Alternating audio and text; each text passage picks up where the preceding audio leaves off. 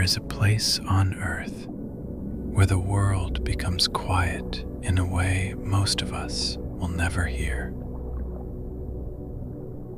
Not quiet like a bedroom after midnight. Not quiet like a street after the rain has stopped.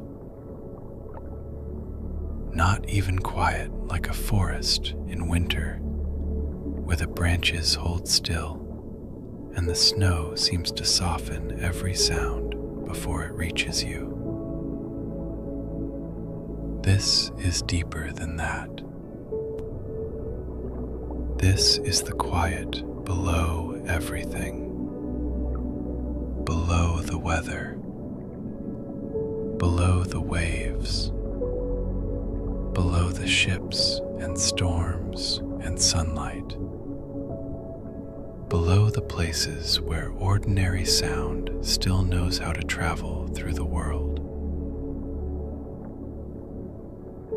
There is a place in the western Pacific Ocean, far from the noise of cities and roads and ringing phones and unfinished lists, where the sea floor bends downward into a long, dark scar in the crust of the earth.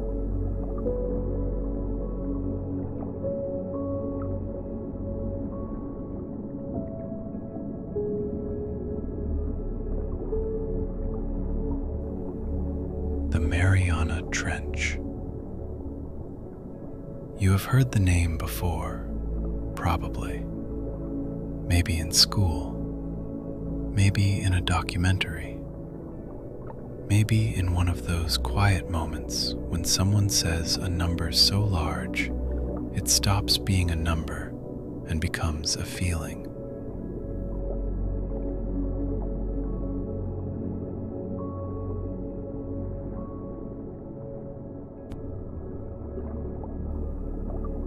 Nearly 11,000 meters down, more than 35,000 feet beneath the surface, deep enough that if Mount Everest were placed inside it, the summit would still be under the water.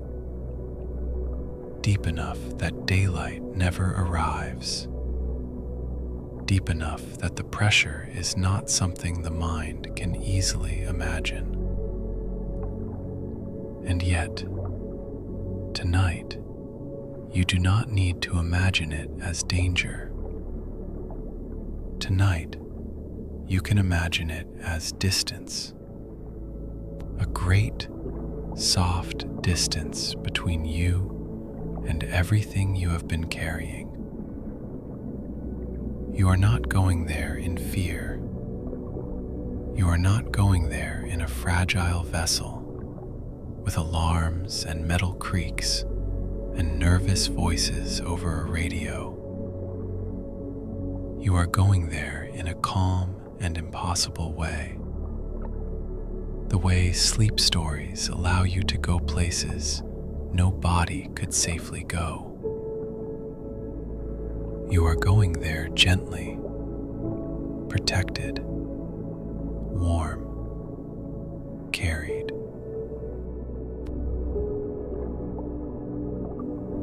So let your body settle for a moment. Just notice where you are, the surface beneath you, the weight of your arms at your sides, the back of your head against the pillow, which is doing all the work of holding you and asking nothing in return. You do not have to do anything with your body right now. It is already doing the right things. Your chest is rising and falling on its own. Your hands are wherever they are. Your jaw, if you check it gently, is probably a little looser than it was a moment ago, just from being noticed. That is all it needed, just to be noticed.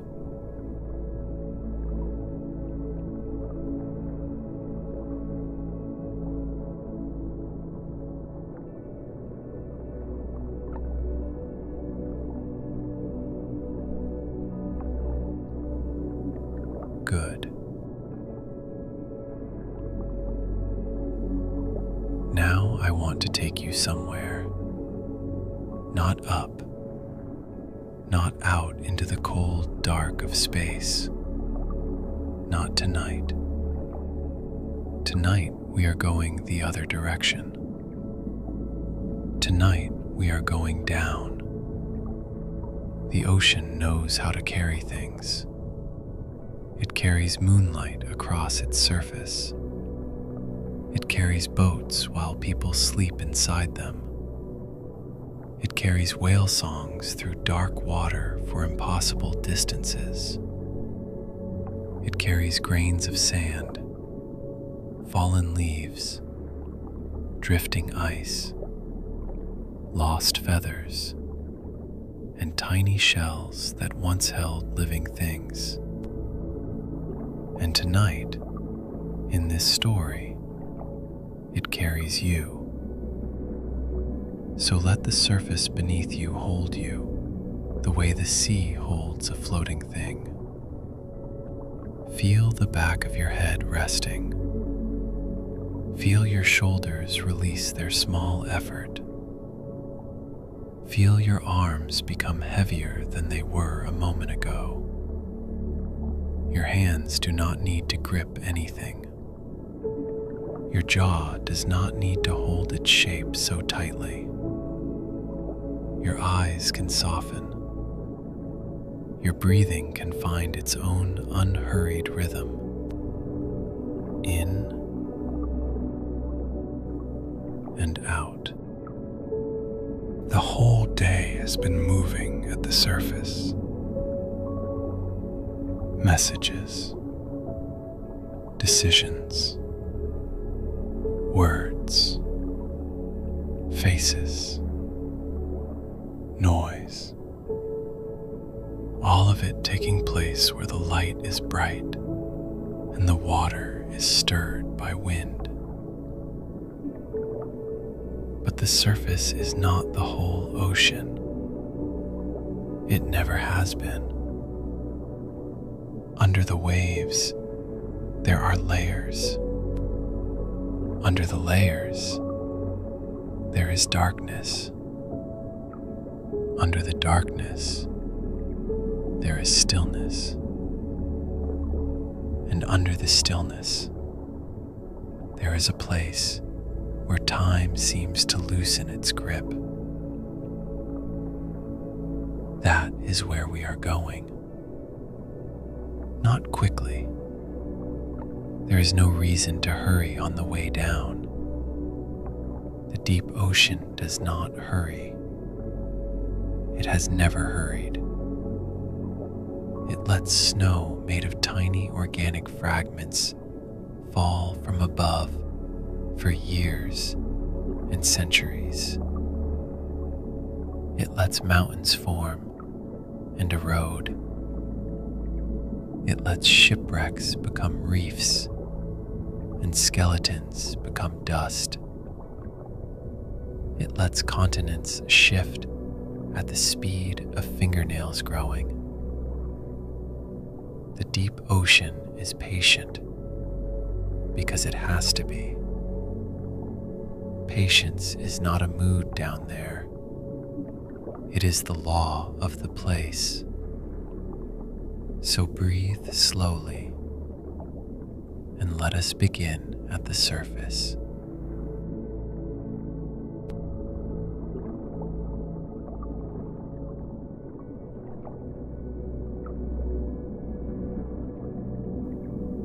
The night ocean is almost black, but not completely. There is moonlight spread across it in a long, trembling path. The moon itself hangs low above the water, pale and calm, with a few thin clouds crossing in front of it, as if the sky were breathing. The sea is not rough tonight. It rises and falls in long, slow swells, too broad to be called waves, too gentle to be called motion. Each swell lifts the surface and then lets it settle again. Lift, settle, lift, settle. The rhythm is older than language, older than any road, older than any house where anyone ever lay awake, wishing for sleep. You are at the surface of the Pacific Ocean, somewhere in the western Pacific, northeast of the Mariana Islands, in a part of the ocean that does not get much traffic. No shipping lanes nearby, no fishing boats, just open water in every direction. A dark gray blue that goes to the horizon and then keeps going. Above it, the sky is doing nothing in particular. A few high, thin clouds move slowly across the moon. The light is even and soft and almost without shadows. The water is warm at the surface. That surprises people. They think of the ocean as cold, and the surface here is not cold. It is the temperature of a bath that has been sitting for 20 minutes, past hot, past warm, settled into something comfortable and enveloping.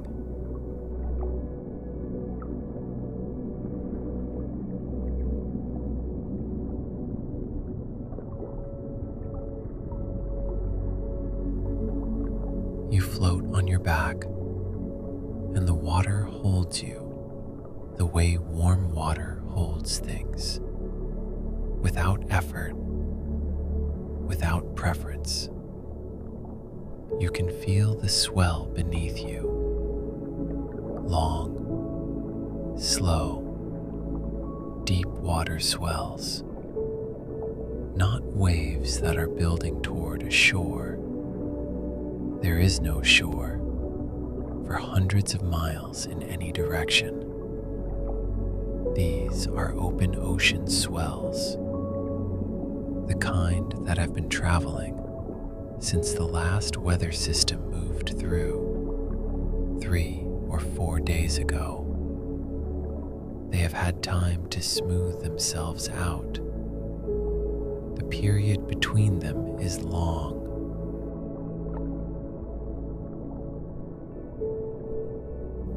8 seconds, 10, 12, long enough that by the time the next one lifts you, you have almost forgotten the last one did. Rise and fall. Rise and fall. The sky above you drifts.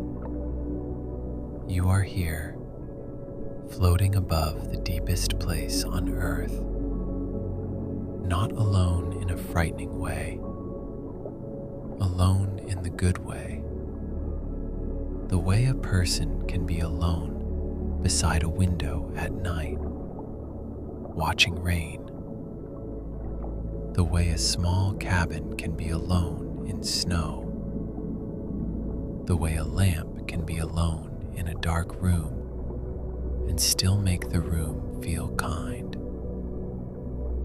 There is a small vessel beside you, though vessel is almost too mechanical a word for it. It is round and quiet, shaped like a pearl that learned to breathe. No sharp corners, no flashing lights, no complicated controls.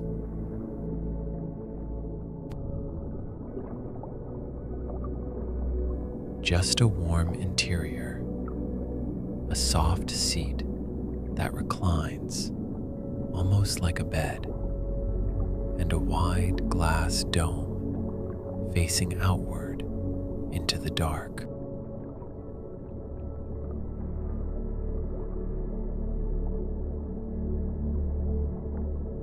It is not built by engineers tonight. Not really. It is built by the imagination, which means it is perfectly safe. It can go anywhere. It can descend through pressure that would crush ordinary things and not even tremble. It can keep you warm where the water is near freezing. It can surround you with quiet, with breathable air, with a dim golden light inside the cabin, low enough not to wake you, steady enough to make you feel held. You enter without effort. The seat receives you. The hatch closes without a sound. The outside world remains outside. The inside becomes simple. A small pool of warm light. A curved window. A slow breath. Your breath. In.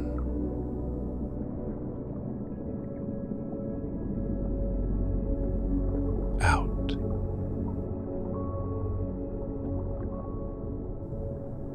The vessel releases from the surface.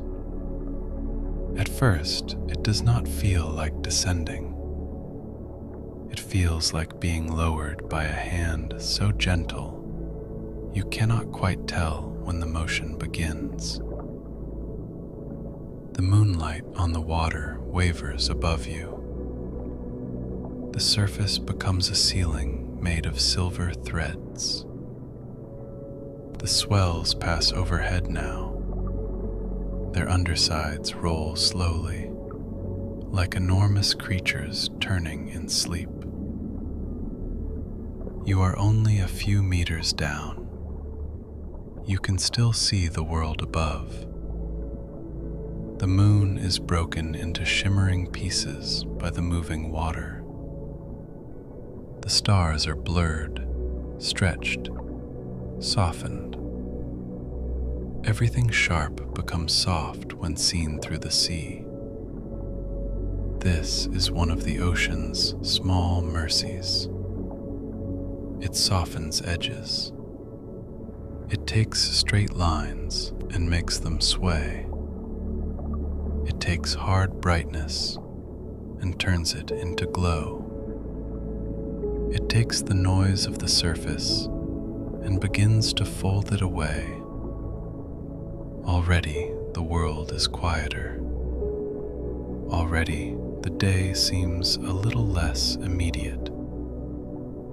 It is still there, somewhere above you, but it is not pressing against you now. It is on the other side of the water. A phone could ring up there and you would not hear it. An email could arrive and it would not find you. A worry could pace back and forth on the surface, looking for a way down, and it would not know how. The vessel continues downward. 10 meters.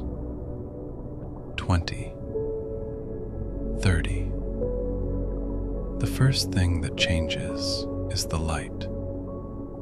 At the surface, the water was luminous. The moon came through it and turned it into something that glowed from inside. A blue-green that seemed lit from below, even though the light was coming from above. You descend through this glow slowly. The light is still there at 30 meters, but it has changed. It has deepened. The reds have gone first. Red light does not travel far in water.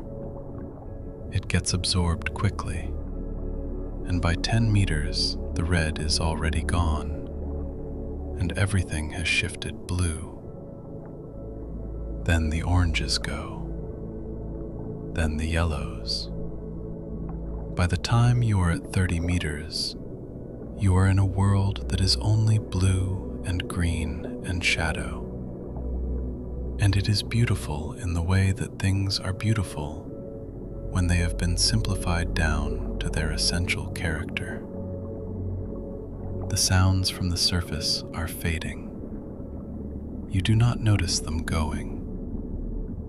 Wind, the small sounds of water moving at the surface. Whatever sound the world makes when it is doing its ordinary things, all of it begins to fold itself into the water, muffled until it is no longer a set of separate sounds. What remains is the sound of your own body, the slow movement of water past the vessel, your heartbeat, which you can sense more clearly than you usually can, a steady low pulse that is not in a hurry. You keep going down. 50 meters. 70. 100. The light is dim now.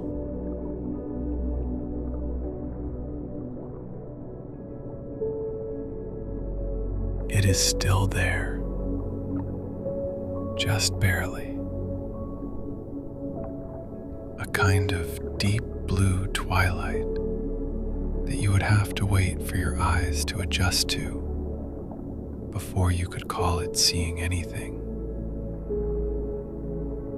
Marine biologists call this the twilight zone, the mesopelagic, the layer where light becomes theoretical, where photosynthesis stops being possible, and everything that lives here has had to find other arrangements. Things live here. Lanternfish, drifting in their slow vertical migrations, up toward the surface at night to feed, back down during the day to hide in the dark. Siphonophores, colonial creatures that look like they were designed by someone who had only read about animals but never seen one.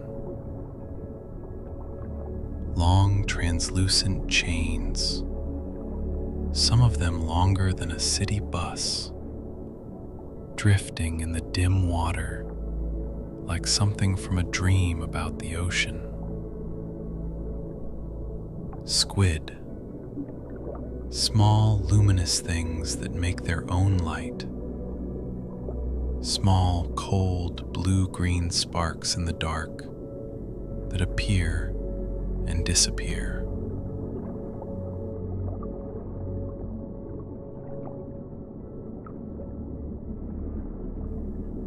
They do not notice you.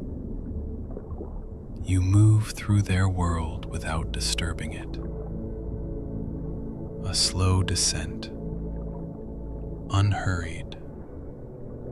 The pressure increasing in the gentle way that pressure increases when you are going gradually deeper.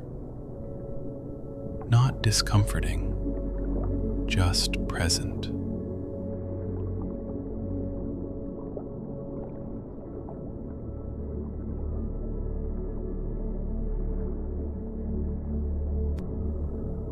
a slight sense of the water having more weight to it, more substance. Your breathing has slowed already. You notice it, the way you notice things when you are getting very quiet, from a slight distance, with a mild and comfortable interest. In, out, in. The space between breaths has gotten longer. That is fine. That is the right thing. The body knows how to do this. It has been doing this every night for your entire life, and it does not need you to manage it. Let it do its work. 200 meters. The light is almost gone. Not dim exactly, not yet absent, but failing. The last useful glow has thinned into blue-black, and above you, the surface is no longer a place you could reach just by looking. It is far now. It is becoming an idea. The water temperature has dropped. Not that you feel it. Inside the vessel, everything remains warm.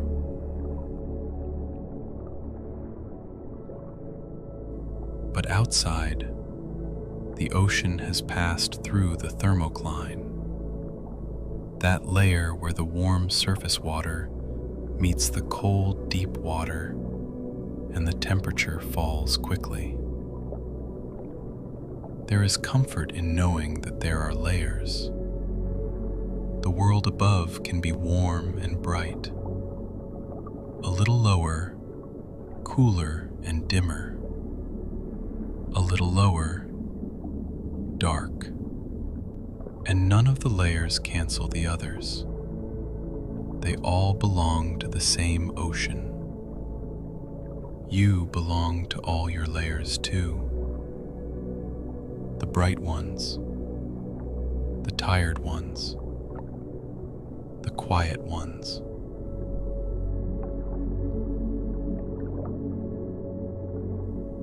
The vessel lowers you beyond 300 meters, 400, 500.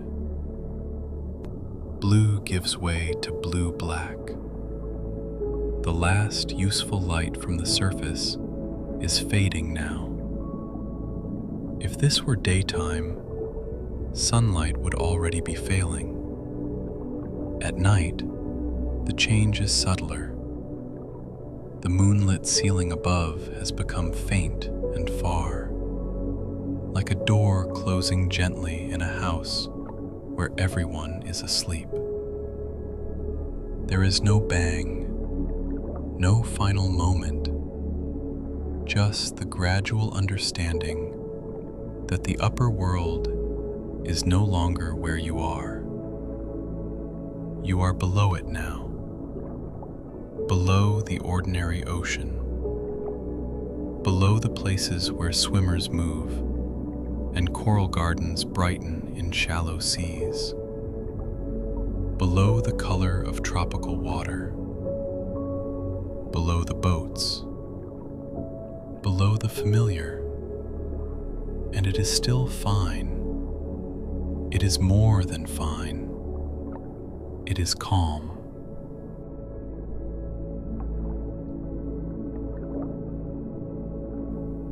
The vessel knows what it is doing. The water knows how to be water. Your body knows how to rest. You do not need to manage the descent. You do not need to think ahead. You do not need to calculate anything. You can simply be carried downward, meter by meter, into the quiet. At 700 meters, the ocean outside is dark enough that the vessel's glow becomes the only nearby light. It is a low light, soft and blue, just enough to show what passes close.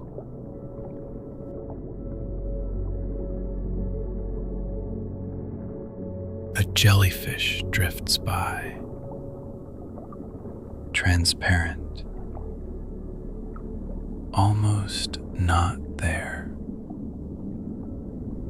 Its bell opens and closes with a slow, perfect pulse. Open, close, open, close. It looks less like an animal than a thought the ocean is having. Long threads trail beneath it, fine as hair, each one moving with the water. The jellyfish does not hurry. There would be nowhere to hurry to. It has no appointment in the dark, no urgent message, no destination that could be reached faster by effort. It pulses. It drifts. It becomes part of the dark again. You feel your own breathing match it for a moment.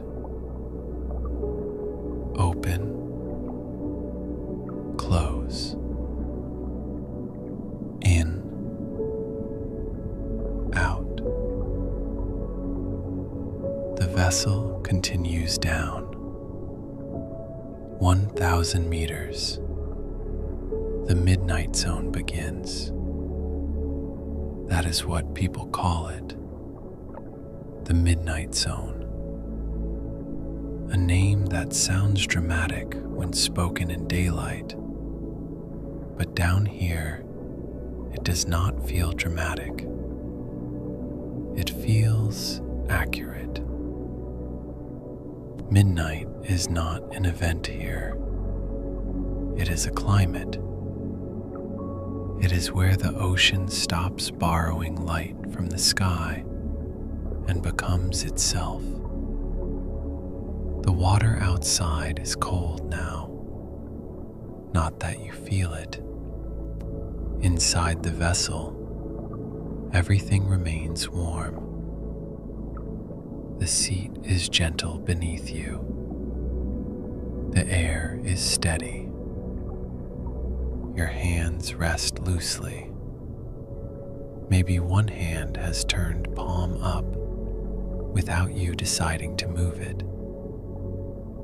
Maybe your fingers have curled slightly toward the center of your palm. The body does these things when it begins to trust the surface beneath it. It makes sleeping shapes. You let it.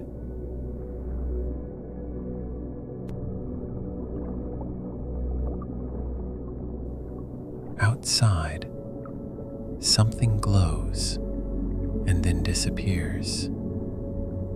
A small green flash, then another, farther off, then 3 tiny lights moving in a line, like lanterns carried by invisible travelers. Bioluminescence, living light. The deep ocean has no sun, but it has its own small stars, not fixed above you, not arranged in constellations, moving, blinking, answering touch, hunger, warning, courtship, confusion.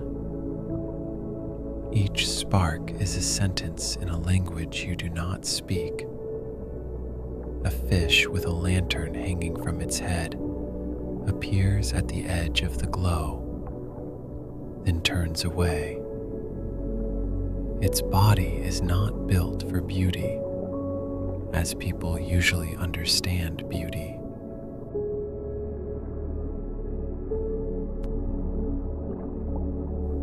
It is built for this, for pressure, for darkness, for waiting, for being nearly invisible until it must not be.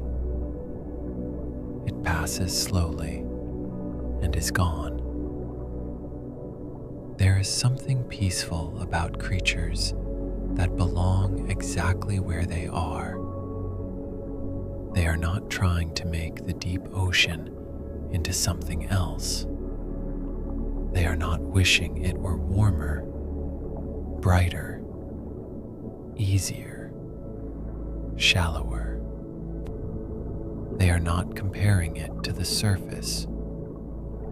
They live here because here is the place they were given, and there is a quiet dignity in that.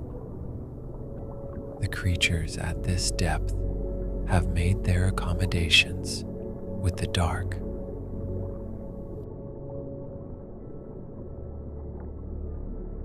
Some have eyes so large, relative to their body size, that they look almost comical.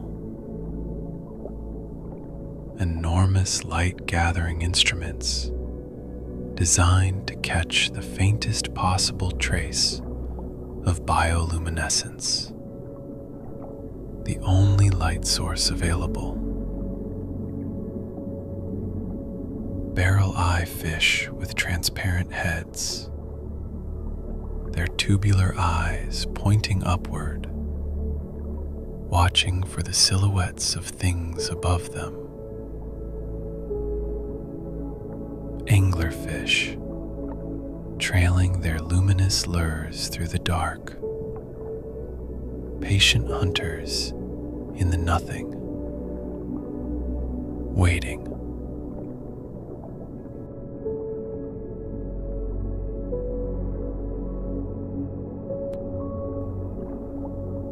Viperfish, with teeth too long to fit inside their mouths.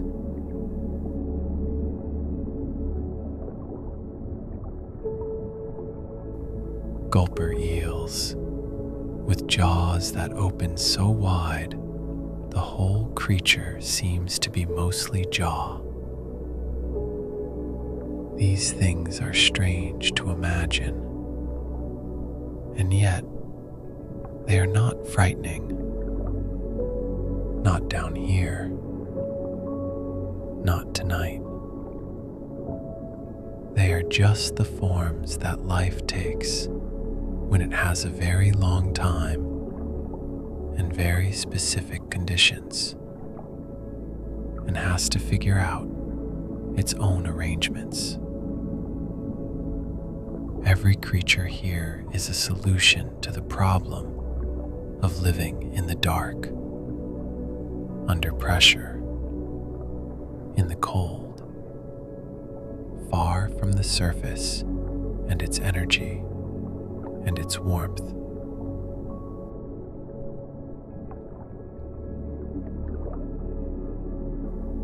They solved it in their own ways over millions of years without any particular urgency. They found the shapes and the strategies that let them be here. And here they are, in the dark, continuing. You continue too. The vessel moves deeper, 1,500 meters, 2,000, The numbers appear softly on a small display inside the cabin, not bright enough to disturb you. They change slowly.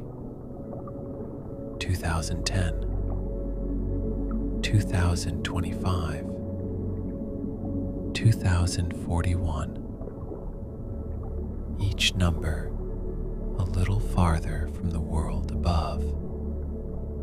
Each number another layer of quiet. You do not need to count them. They are counting themselves. The ocean presses against the vessel, but the vessel does not mind. Pressure is simply the weight of all the water above. A great stack of sea resting on everything below it. At the surface, pressure is almost nothing. Down here, it is enormous. Yet outside, the water is not angry. Pressure is not anger. It is only weight. The weight of the ocean being itself, and your own body lying safely wherever you are right now knows something about weight too. The good kind of weight. The weight that comes when your muscles stop arguing with gravity. The weight that arrives when the day finally loosens. The weight of blankets. The weight of sleep approaching. You can let that weight increase. You can let your legs become heavier, your back heavier, your shoulders heavier, not pulled down, held. There is a difference. The vessel passes through a slow cloud of marine snow. That is what scientists call it. Marine snow. Tiny fragments drifting down from the upper ocean. Bits of plankton, mucus, shells, dust. Remains of things that once floated in light. It falls constantly, a soft, endless snowfall in the dark, not white like winter snow, not bright.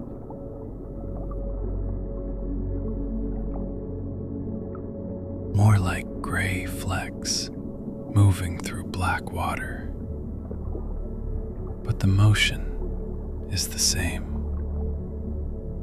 Downward. Quiet. Unhurried. Some of it will be eaten before it reaches the bottom. Some of it will continue falling for days. Some of it will settle into sediment where no wave will ever stir it again. There are places on the seafloor where a footprint can remain for decades. Places so still that the idea of disturbance seems almost impolite. You watch the marine snow fall past the dome. It does not fall fast. Nothing down here does. It descends in tiny hesitations, moved by currents so slow they are almost thoughts. You may notice your thoughts doing the same thing now, not rushing, not connecting to every other thought, just drifting, one appears. It sinks. Another appears. It drifts to the side. Some dissolve before they finish becoming words. That is good. You do not need complete thoughts at the edge of sleep. Incomplete thoughts are often better. They are lighter. They do not ask to be solved. 3,000 meters. The ocean outside is now beyond the reach of any natural daylight. If the sun rose above the surface right now, nothing would change here. That is strange to think about, but comforting too.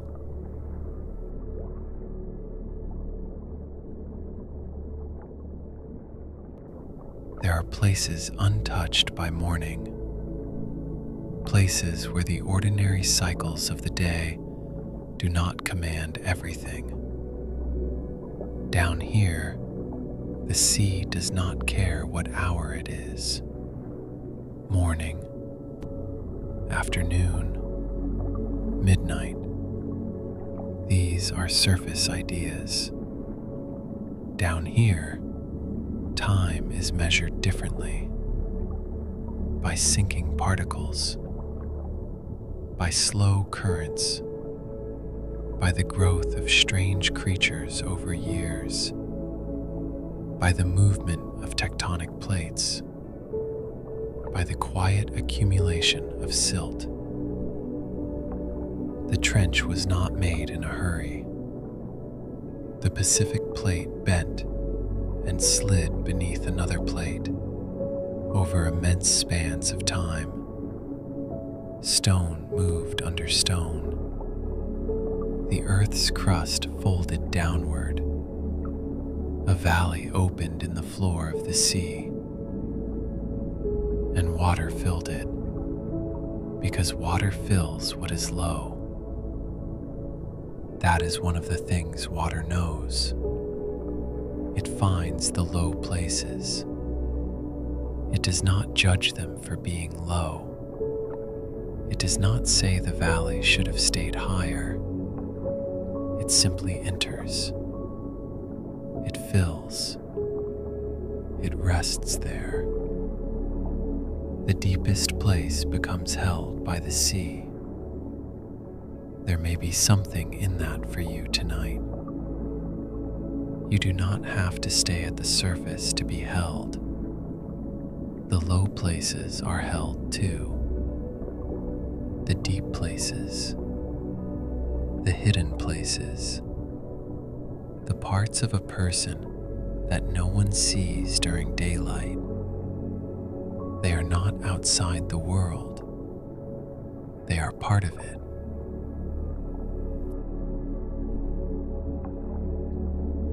They can be held too. The vessel continues its slow descent. 4,000 meters. 5,000. You are now deeper than most of the ocean floor on Earth. The average seafloor. If you could spread the oceans out into a simple number, is far above you now. But the trench continues. A great downward fold. A darkness below darkness. The vessel tilts slightly, not from danger, but from following the slope. Outside the dome, the faint beam of light reveals a wall of the trench in the distance. Not a cliff exactly, more like an enormous incline of sediment and stone, disappearing upward and downward into blackness. It is not smooth. Nothing real is entirely smooth. There are ridges, slumps, places where the seafloor has moved, places where time has left its fingerprints. The Mariana Trench is a long, crescent-shaped scar in the Pacific seafloor, formed where the Pacific Plate dives beneath the Mariana Plate, driven by the slow churning of the Earth's mantle. Slow is the wrong word for it. There is not a right word for it. The plates move at the pace that fingernails grow, a few centimeters a year, and have been doing so for longer than there have been fingernails. The deepest point is called Challenger Deep, 11 kilometers below the surface, nearly 7 miles, deeper than Mount Everest is tall, which people say to help, and it does help a little, but only a little, because Everest you can see. You can stand at the base of it and look up and feel the scale of it in your body. Challenger Deep, you can only go toward, and going toward it is what you are doing now. The walls of the trench rise somewhere beyond the light. You cannot fully see them. It is absolute dark, but you know they are there, the way you sometimes know things in the dark, not by seeing, but by a sense of the space around you. The way a room feels different from an open field, even with your eyes closed. The trench has walls, and the walls rise steeply on either side, and you are descending through the narrow, quiet between them, going deeper. A small creature crosses the illuminated patch below, a shrimp-like amphipod, pale and delicate, moving with quick little motions close to the sediment. At this depth, pale is sensible. Color is mostly for places with light. In darkness, color becomes a private matter, a thing the body may still have, but no eye needs to admire. The amphipod vanishes beneath a fold in the sediment. Again, the light shows only falling snow. At 6,000 meters, the Hadal zone begins. The word comes from Hades, the unseen place. But tonight, do not make it frightening. Unseen does not mean cruel. Unseen does not mean unsafe. There are many good things that happen unseen. Seeds open in soil.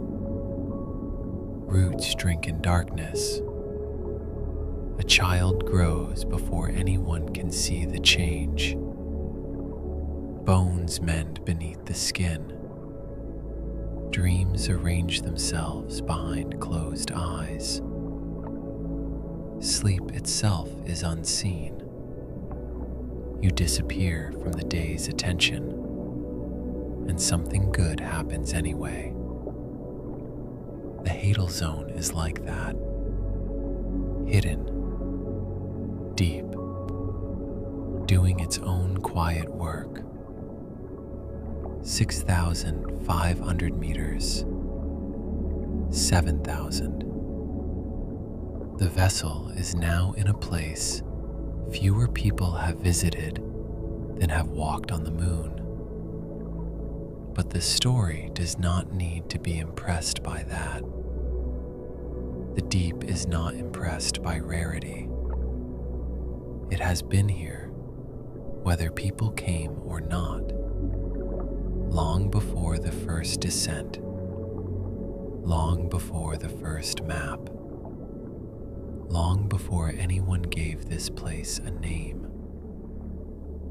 Names are surface things too, in a way.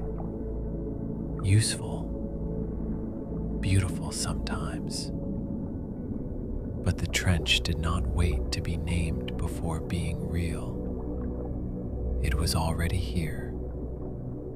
Dark, cold, immense, receiving the slow snowfall from above, letting the old plates move, holding its pressure, keeping its quiet.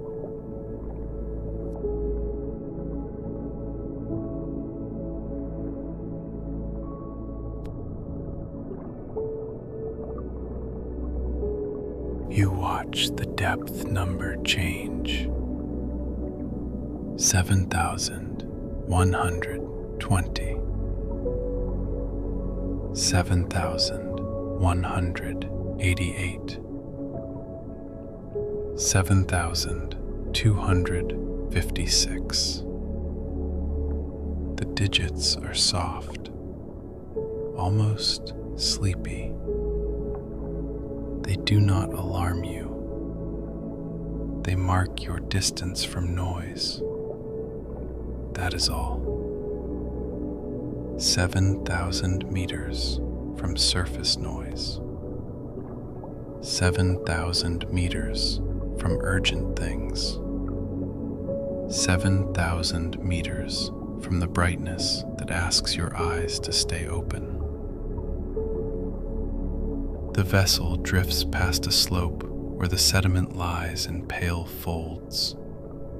It looks almost like snow-covered hills under moonlight, except there is no moon here and no snow. Just soft, ancient material, placed grain by the patient falling of the ocean above. A sea cucumber rests on the bottom, almost motionless. It has the calm appearance of something that has never once been late. Its body is soft, simple, perfectly adapted to this pressure and this dark. It moves so slowly you cannot tell whether it is moving until you look away and back again and notice it is not quite where it was. That is deep sea time. Movement you only notice after surrendering your need to measure it. You do not need to measure yourself right now. You do not need to know how close you are to sleep. Sleep is not a task with progress bars. Sleep is more like the seafloor coming gradually into view. You descend. You soften. You notice less. Then, at some point, without ceremony, you arrive. 8,000 meters. The vessel's gentle light reveals almost nothing at first. Only dark water, falling snow, a few small sparks far away. Then the slope widens below you, and for a while, it seems as if you are floating above a landscape on another planet. Not dramatic, not jagged, a quiet landscape, soft plains, long, shallow grooves, stones partly buried in sediment, the occasional pale animal moving with the slowness of a thought that does not want to wake anyone. There are no trees here, no leaves, no birds, no wind, no horizon in the ordinary sense. Yet it is still a landscape. The earth has many rooms. This is one of the rooms no one hears about much, because it is hard to visit and harder to imagine. But it is here, right now, as you rest. It is here. The surface of the ocean may be reflecting stars. Ships may be crossing far above. Rain may be falling somewhere in the Pacific. But down here, the trench is doing what it has done through countless nights, receiving darkness, holding cold, letting the soft sediment settle, existing without needing attention. There is comfort in a place that does not need to be seen in order to continue. Maybe part of you knows that feeling. The parts of you that work quietly. The part that keeps breathing while you think about other things. The part that heals small hurts without announcements. The part that carries you through ordinary days. The part that asks for nothing but rest. Tonight, that part of you can come forward. It does not need to explain itself. It can simply breathe in, out.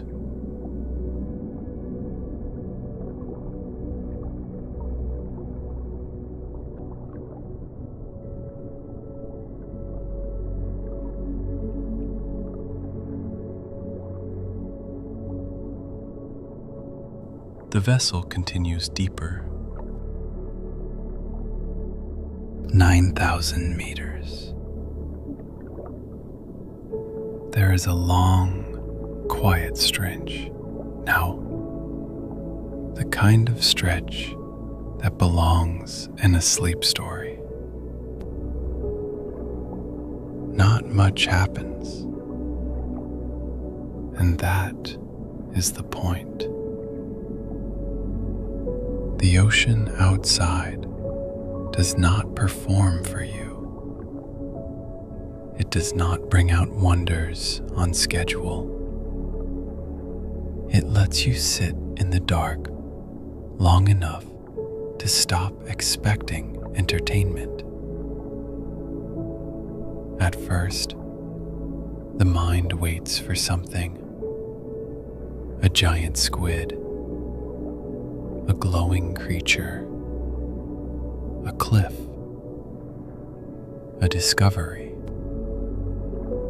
But after a while, waiting softens, expectation loosens, and then the dark becomes enough.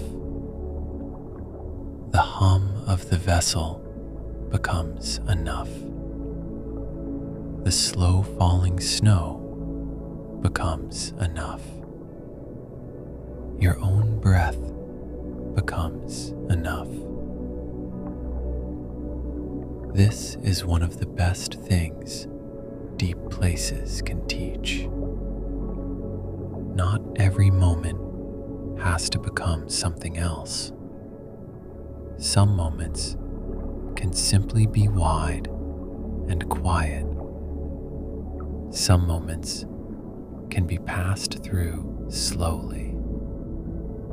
Some moments can hold you without changing. 9,500 meters. The vessel descends through water that has never known a wave. A wave is a surface event. Wind touches water. Water rises and falls. But down here, the wind is not a force. Storms do not reach this far. Hurricanes may spin above the ocean with their white arms spread across satellite images. But down here, there is no sky to tear open, no rain, no thunder, no flash, only pressure, cold, dark, and quiet. Imagine that. A storm could be happening miles above you, and this place would remain nearly unchanged.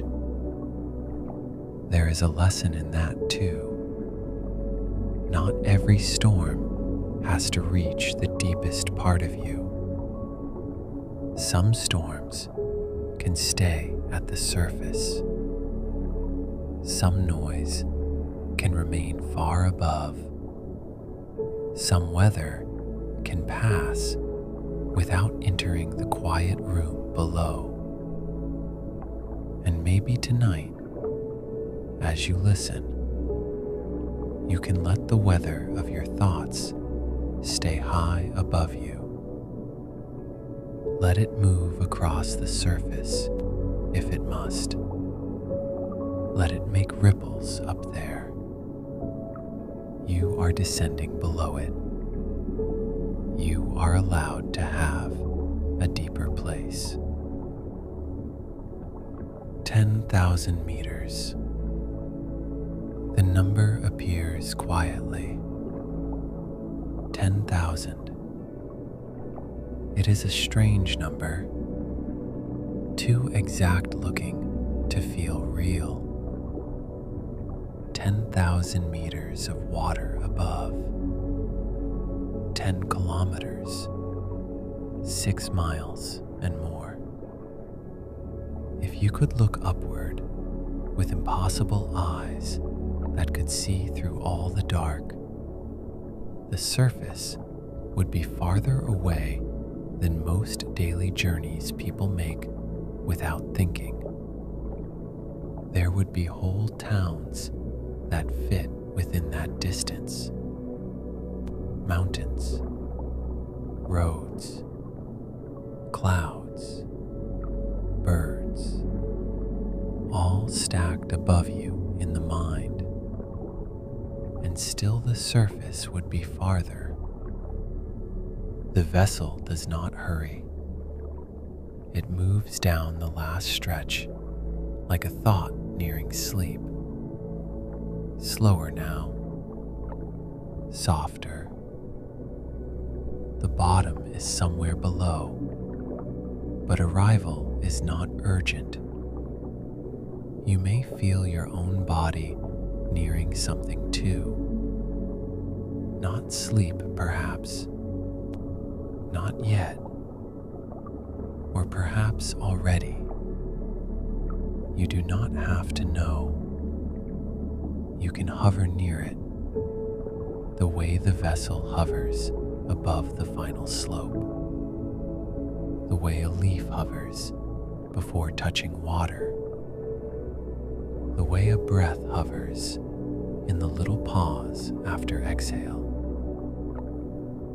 At 10,400 meters, the trench floor begins to show itself more clearly.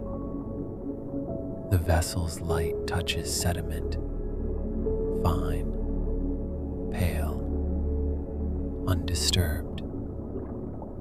It lies there like the dust of old time. The bottom of the world is not a dramatic place. That may be surprising. After all that distance, all that darkness, all that pressure, you might expect something theatrical. A gate, a cliff, a glowing city of strange animals. But the deepest places are often plain. Quiet plains of silt, soft ridges, a few stones, the marks of slow geology.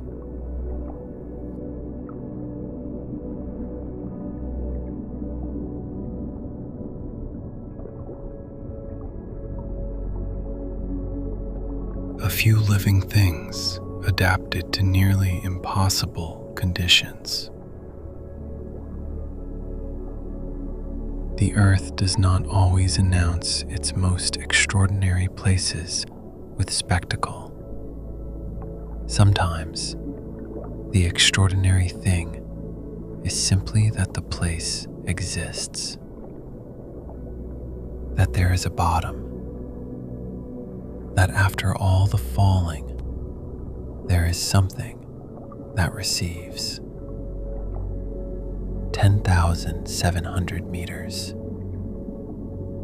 The vessel slows even more. It is now only a little above the trench floor, moving forward rather than down, following the contour of Challenger Deep. The name is human. The place is older than the name. Challenger Deep, a valley within the trench, the lowest known region of the sea. You pass above it as gently as a dream passes over a sleeping mind. Outside, a small amphipod rises from the sediment and settles again. It is pale, almost translucent. At this depth, bodies are built around softness. Hard spaces inside them would not survive the pressure, so life becomes flexible, yielding. It gives, and because it gives, it remains. There may be another lesson there, though you do not need to turn it into one. Sleep does not need lessons to be useful. Still, the thought drifts by. Flexibility survives pressure. Softness is not weakness down here. Softness is design. The vessel comes to rest just above the bottom, not touching it. There is no need to disturb the sediment. It hovers quietly. The depth display reads approximately 10,935 meters. The number is not the important thing anymore. The important thing is the feeling. You have arrived at the bottom of the deep, and nothing is asking anything from you. There is no ceremony, no applause, no sudden revelation, just darkness, soft light, falling marine snow, a pale floor that has been waiting without knowing it was waiting, and you, warm inside the vessel, breathing slowly for a while. We will stay here. There is nowhere else to go. That is not a problem. It is a relief. Above you is the whole weight of the Pacific. Above that, the moving surface. Above that, the moon. Above that, stars. Above that, the great unmeasured dark of space. And below you, only Earth. A quiet floor, a place that receives what falls, a place that holds what arrives. You can let yourself be held like that. No striving, no reaching, No need to rise. Just here, at the bottom of the quiet. A soft current moves past the vessel. You see it only because the marine snow leans slightly to one side. The current is slow, but it is real. Even here, at the bottom, the ocean is not completely still. Nothing living is ever entirely still. The heart moves, the lungs moves, the blood moves, the deep sea moves. But the movement is gentle enough to rest inside. You do not need perfect stillness to sleep. You only need safety. You only need permission. You only need to stop holding yourself above the surface of your own fatigue. Outside, the sediment stretches in all directions beyond the reach of the light. What lies just beyond the glow is unknown, but unknown does not have to mean frightening. There are many unknown things that are kind. The dream you have not had yet, the morning that has not arrived, the healing already happening without your supervision, the next breath not here yet, but coming. Unknown can simply mean not yet lit. The vessel's glow is small. It does not try to conquer the whole darkness. It lights only what is near. That is enough.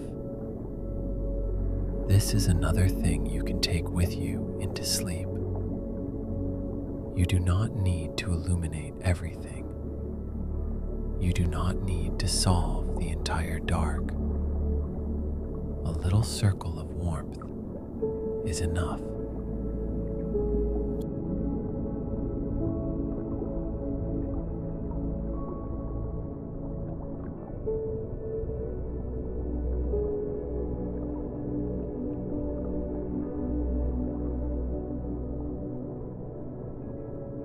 The place where you are,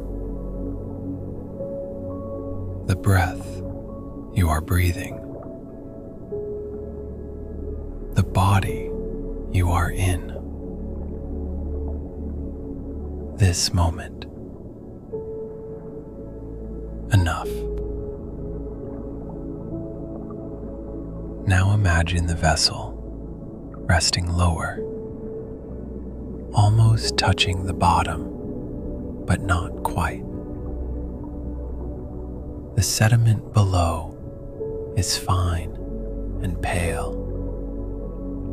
It has been falling here for millions of years. A slow, continuous precipitation of particles from the water above. The bodies of tiny organisms, mineral dust carried down from the surface, the accumulated drift of time. It has barely been disturbed. No current reaches this depth with any urgency. Nothing hurries the sediment.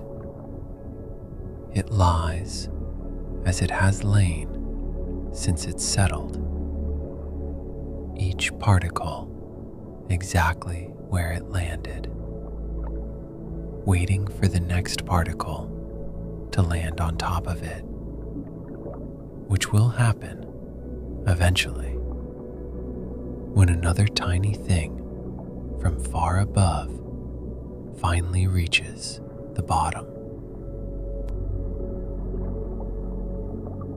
You touch down in the imagination only.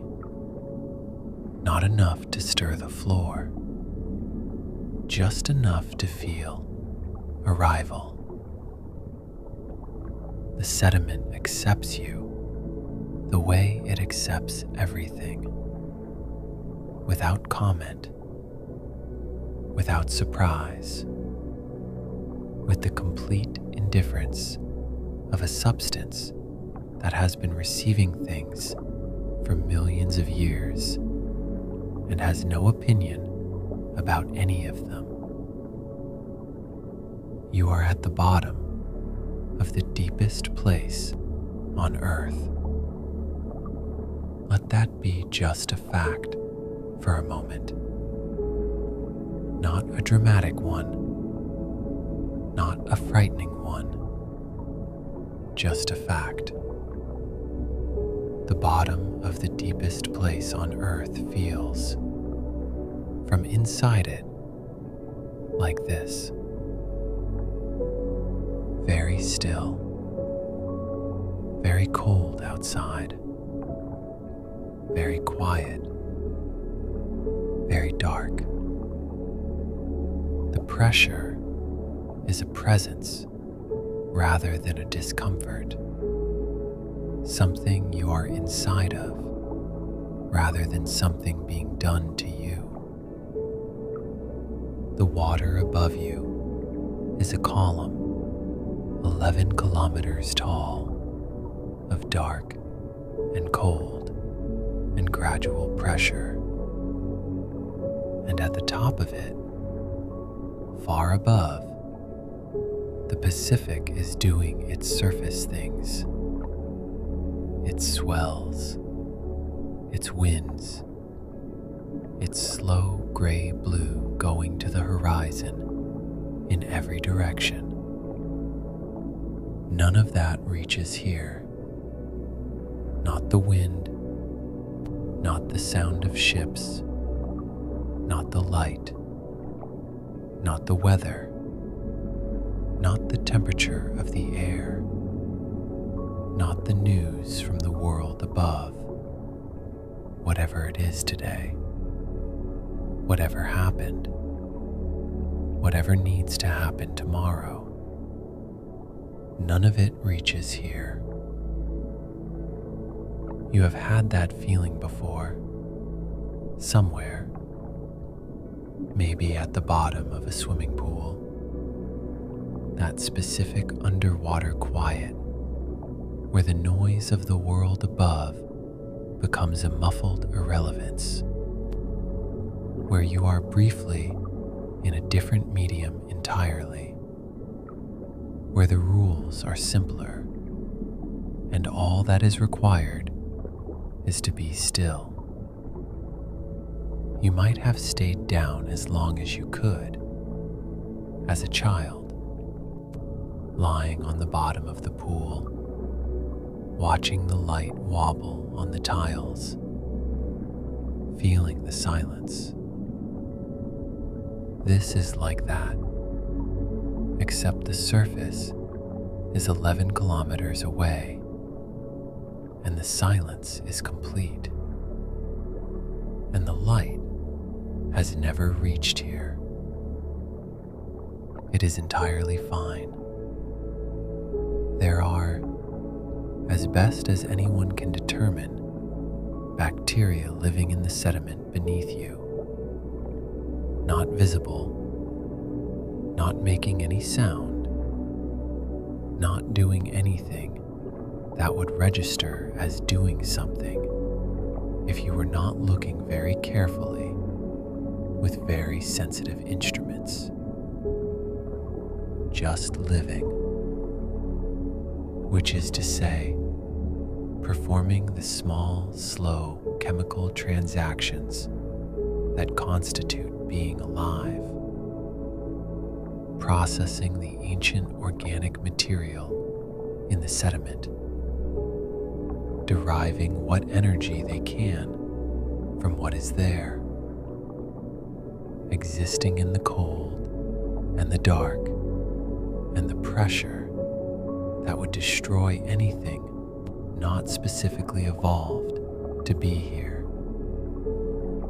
They have been here for a very long time. Nobody knows exactly how long. Long enough that the word long stops meaning anything specific and becomes something more like a feeling. The feeling of duration beyond what can be counted. Of life going on in the dark, without audience, without record, without anyone knowing whether it was happening or not. It was happening. It is happening. In the sediment beneath you, in the cold and the total dark, the smallest possible expressions of life are doing their slow business. They have nowhere else to be. They are not bothered. They are not hurrying. They are simply here, as they have been.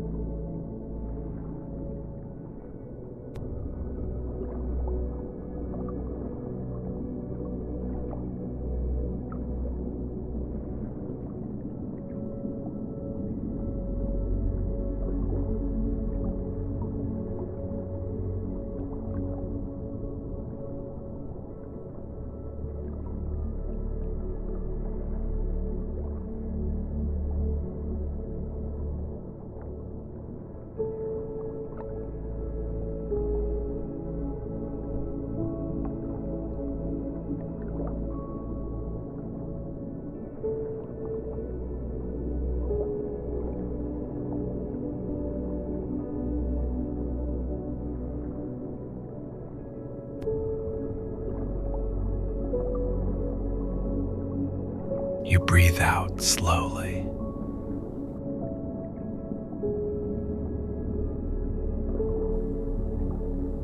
Or you imagine breathing out slowly.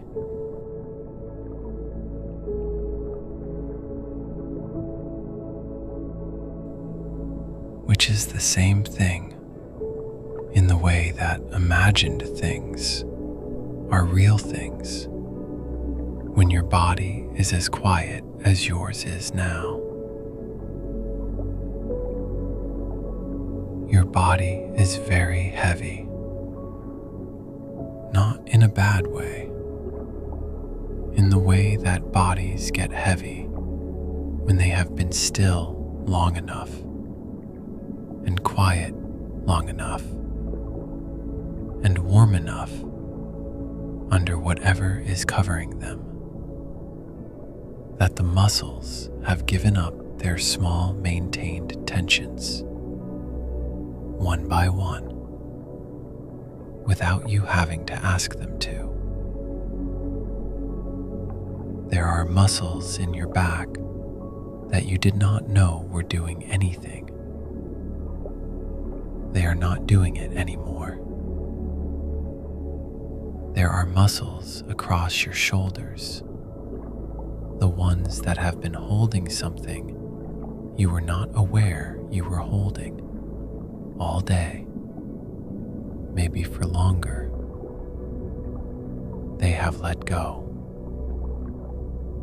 The weight of your arms, the weight of your legs, the specific heaviness of a body that has finally stopped bracing for something and is just lying here, accepted by the surface beneath it, in the dark, in the quiet. The sediment accepted you. That is the thing about the bottom of the deepest place on earth. Nothing rejects you here. Nothing evaluates you or asks what you are doing here or requires you to explain yourself. or justify your presence. The sediment just receives. The dark just is. The cold just continues. The pressure holds everything equally, without distinction, with complete impartiality. You do not have to be anything in particular down here. A sea cucumber moves slowly across the edge of the light. It is not beautiful in the usual way. It is beautiful in the way of things that continue. It takes the sediment into itself and leaves a faint track behind, a line that may stay for a long time. The track is simple. No message, no signature, just evidence of passage. A life was here. It moved slowly. It went on. Perhaps that is all many days are. Evidence of passage. A life was here. It moved slowly. It went on. And that can be enough. You breathe out. The breath feels longer now. Your chest falls. Your shoulders sink a little more. The muscles around your eyes soften. Your tongue rests. Your face forgets some of the expressions it has been holding. No one needs your face to do anything right now. No one needs your hands. No one needs your answer. No one needs you to be ready. At the bottom of the trench, readiness is irrelevant. Nothing is about to happen quickly. Everything is slow. Everything is held. Everything that falls takes its time. Above you, the ocean is doing its work. The currents are moving in their great slow loops, carrying heat from the equator toward the poles, carrying cold water back down. The upwellings are bringing nutrients from the deep to the surface, feeding the plankton that feed the small fish, that feed the large fish, that feed whatever feeds on those. The water cycle is moving water from the ocean to the clouds, to the land, to the rivers, and back to the ocean. As it has moved for billions of years, fish are schooling in the mesopelagic, doing their vertical migrations. The bioluminescent things are making their cold light in the dark. The surface, 11 kilometers above you, is moving with its swells, its long, slow rise and fall. Somewhere on it, the moon is doing what moons do at night, pulling the tides in its ancient agreement with the ocean. All of that is happening. All of it is very far above you. Down here, it is still. Down here, the sediment has barely been disturbed. Down here, the cold has been this cold for a very long time, and the dark has been this dark, and the pressure has been this pressure.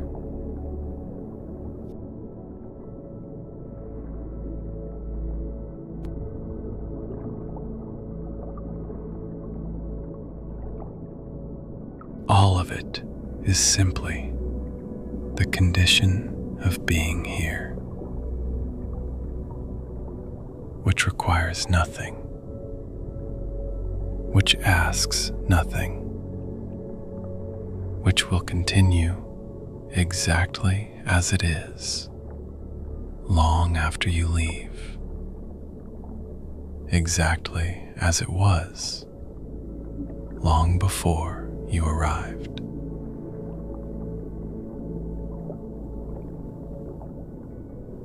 The bottom of the Mariana Trench has a way of making human concerns feel small, not unimportant, just small, a different kind of small, the restful kind, the kind that lets you stop pretending you have to hold the whole world in your head. Up there, on the surface, everything can seem immediate. A message, a task, a mistake, a plan, a worry. Each one can feel enormous when it is close to your face. But distance changes scale. Depth changes scale.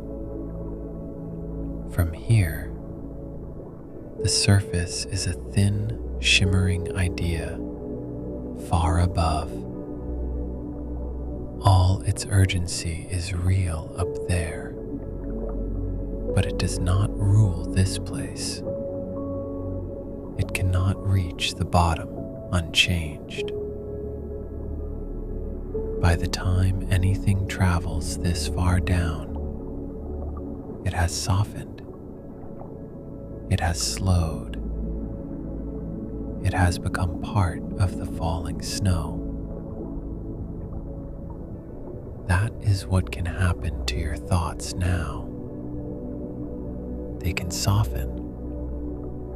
They can slow. They can become part of the background. There is no need to push them away. Pushing is a surface habit. Down here, things settle. Let them settle. A thought falls. A worry falls. A sentence you were replaying falls. A plan for tomorrow falls. They drift past the window. They become smaller. They disappear into the sediment where they can rest until morning. You do not need them now. Your breathing has slowed to something you almost would not call breathing if you were not specifically noticing it. Just the chest rising, very slightly, and falling, and rising again after a pause that is a little longer than the last pause. You know this territory, the borderland between awake and asleep. You have been here many times. Every night, if you are lucky, you pass through it on the way to wherever you go. Sometimes you notice it, and sometimes you do not. And the times you do not notice it are the nights you sleep best. Because noticing it is the last step before the noticing stops. The noticing is about to stop. You do not have to help it. You do not have to manage it or arrange it. or make it happen. This is the one thing in your life that works best when you leave it entirely alone. The body knows. It has always known. It has been doing this for you since the first night you were on this earth, and it will do it now. Let the thoughts get thin. You know how they get, right at the edge, when they start losing their edges. When a thought begins and you follow it a little way, and then you are somewhere else, and you are not sure how you got there. That is not confusion. That is the beginning of the thing. That is the first loosening. Let it loosen. Somewhere above you, an amphipod is going about its slow business in the upper levels of the trench. It is not aware of you.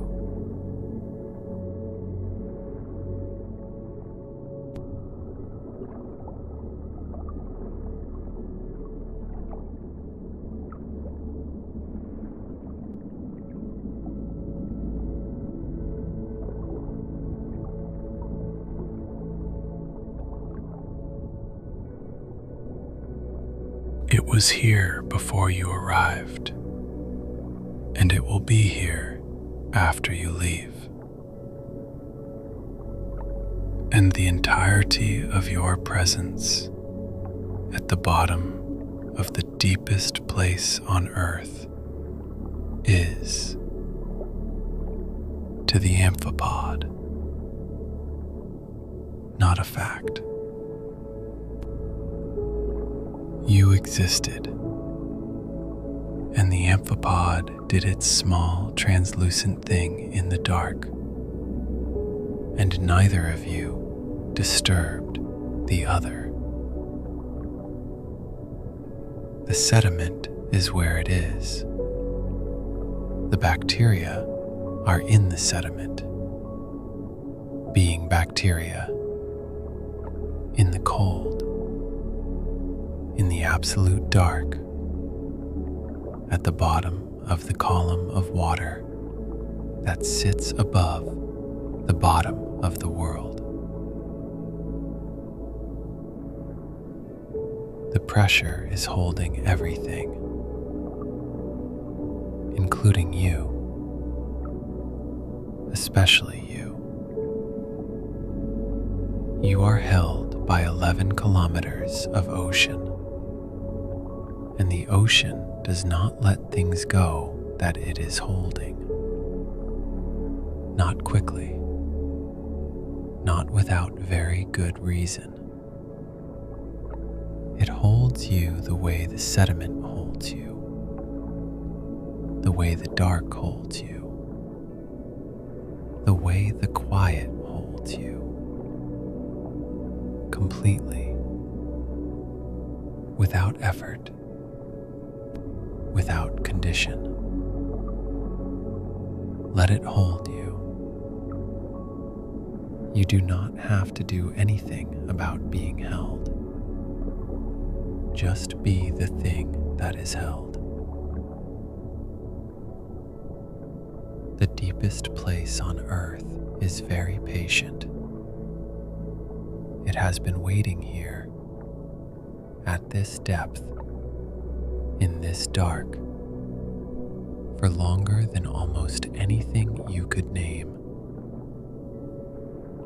It was here before the first fish, before the first creature that could have sunk to it and noticed it was there.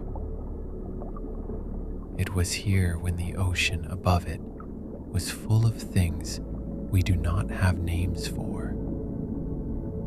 It was here when the first humans were first looking up at the same stars you looked at last night. It was here yesterday, and it is here now, and it will be here when you wake up. It does not need to be anything other than what it is. Neither do you. Not tonight. Not in this particular dark. In this particular quiet. With the surface far above and the sediment below, and everything that needed doing today either done or capable of waiting until tomorrow, which it is, which it always is, which tomorrow will confirm. The vessel dims its inner light by a small degree. The cabin becomes darker, not black, just softer. A warm, low glow near the floor. A faint blue outside. Enough to feel where you are. Not enough to keep you alert. This is the drift sequence now. Nothing new needs to be introduced. No new facts. No new destination. The story has reached the bottom. And at the bottom, the story can become simpler. Breath. Dark. Snow. Rest. The vessel is still hovering. The ocean is still pressing without anger. The deep is still dark without threat.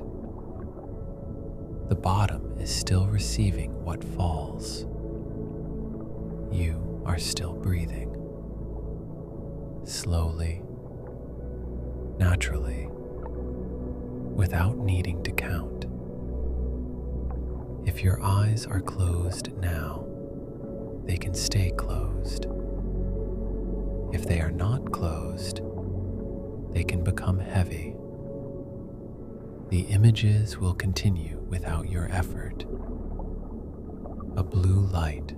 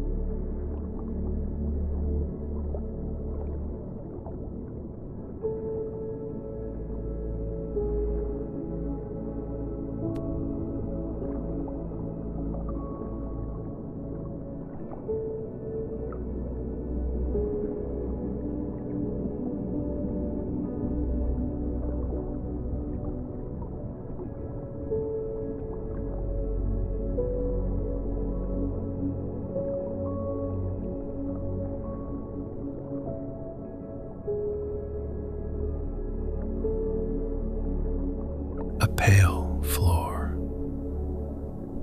A slow snowfall. A distant creature glowing once and then gone. The dark beyond the window.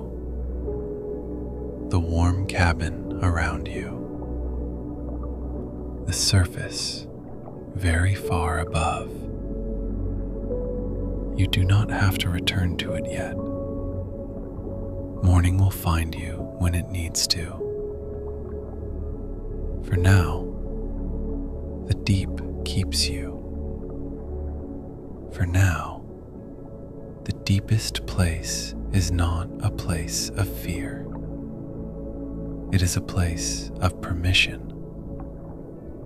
Permission to be quiet. Permission to be small. permission to stop reaching upward, permission to be held at the bottom of the day. The ocean has all the time in the world. The trench has more time than that. The sediment below has been gathering slowly, grain by grain, without asking whether it was doing enough.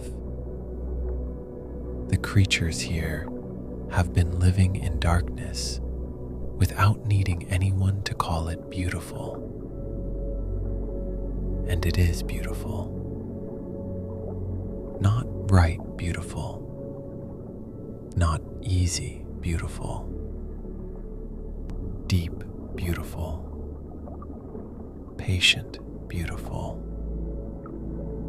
The kind of beauty that waits until you are quiet enough to notice. You are quiet enough now, or almost, or becoming. The vessel does not move. The depth number no longer matters. The display fades until it is barely visible. The ocean outside is almost entirely dark. There are no demands in the dark, only the occasional small light, far off, moving at its own pace. Maybe a creature signaling to another creature. Maybe a warning. Maybe a lure. Maybe nothing you need to understand. Understanding is optional here. Rest is enough. You may feel the heaviness in your arms now, the heaviness in your legs, the pleasant weight of the body, realizing it does not have to stay ready. The breath comes in, the breath goes out. The pause after the breath lengthens a little. Then the next breath arrives by itself. Everything important happens by itself right now. The heart, the lungs, the warmth, the softening. Sleep knows the way down. You do not have to guide it. The trench is below the waves. Your rest is below the thoughts. The waves may still exist. The thoughts may still exist. But you are deeper now. Deeper than the weather. Deeper than the noise. Deeper than the need to finish the sentence. The marine snow falls. The sea floor receives it.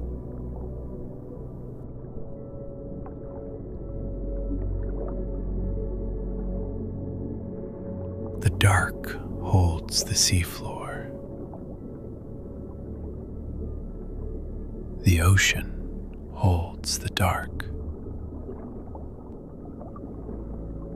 And something kind holds you. Call it gravity. Call it the bed.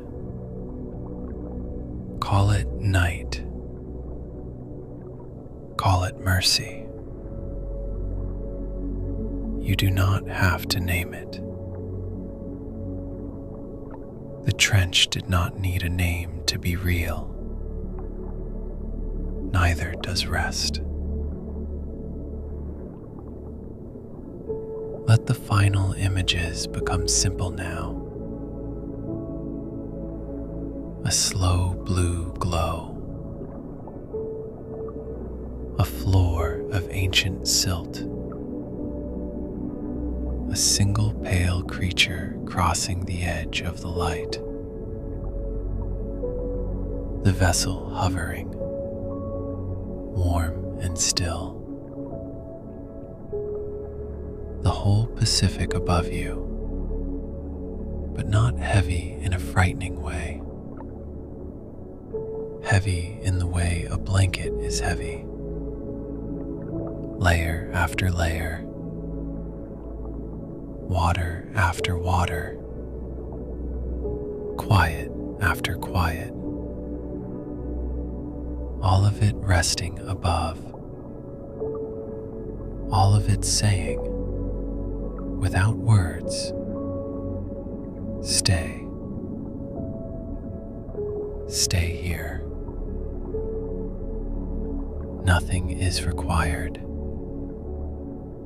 Nothing is waiting for you at the bottom except rest. The surface can wait. The morning can wait. The world can continue without being watched. The waves can rise and fall. The moon can move across the sky. Ships can pass far overhead without ever knowing you are here. And the trench can remain, as it always has, in its vast, patient dark. The numbers have faded. The window has faded. The story has faded, down to a few soft things. Breath, dark, snow, rest, breath, dark, snow, rest. You are not trying to sleep. Trying belongs to the surface. You are only allowing the body to become heavy, allowing the mind to become wide, allowing the day to fall away in small pieces, allowing the ocean to carry the rest. The bottom is quiet. The vessel is quiet. Your hands are quiet. Your face is quiet. Your thoughts are becoming quiet. And if a thought still appears, it is only another speck of marine snow. Let it fall. Let it fall. Let it fall. Far above, the surface moves beneath the moon. Far below, the sediment waits. Here, in the deepest calm, nothing rushes. Nothing pulls you back. Nothing asks you to explain. You are warm. You are held. You are breathing slowly at the bottom of the quiet. And sleep is not something you have to find. It is something that finds you when you stop climbing toward it. So stop climbing. Let yourself sink the last little distance, not into water, into rest, not into darkness that frightens, into darkness that covers, not into emptiness, into stillness. The ocean knows how to receive what falls. The night knows how to receive the tired. Your body knows how to receive sleep. Let it. Let the blue glow fade. Let the vessel fade. Let the trench become only a feeling now. A feeling of depth. A feeling of distance. A feeling of being safely below the noise. Nothing above needs you. Nothing below asks for you.